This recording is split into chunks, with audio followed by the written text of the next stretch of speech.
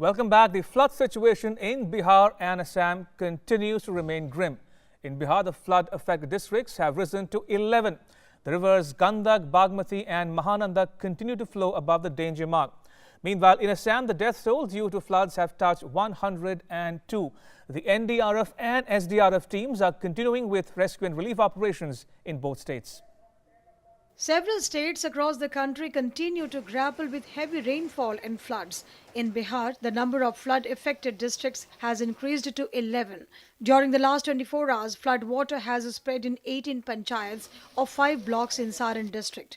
Around 13 lakh people in 625 panchayats across 86 blocks of 11 districts of the state are affected due to floods. Rivers Buri Gandak, Bagmati and Mahananda are still flowing above the danger mark in Muzaffarpur, Samastipur, Rosada and Khagaria district.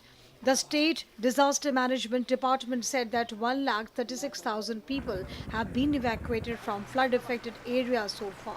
Dry ration packets are being dropped in the affected areas with the help of Air Force helicopters, while 442 community kitchens are being run, through which cooked food is being supplied to 1.75 lakh people.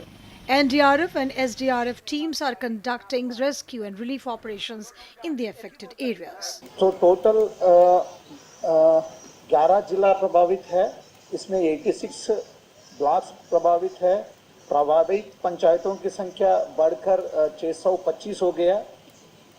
जो प्रभावित जनसंख्या 12,80,000 हो चुका है। 442 सामुदायिक रसोई आज का दिन में चल रहा है।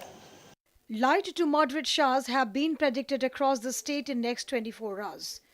While in Assam, the flood situation improved slightly. Assam Disaster Management Authority had said, with 2 more deaths at Kashugaon in Kokrajhar and 1 at Buragaon in Morigaon.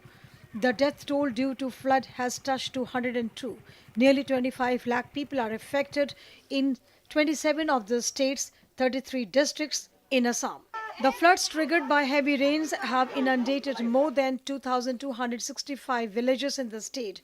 Of the 27 affected districts, Gwalpara has been hit the worst.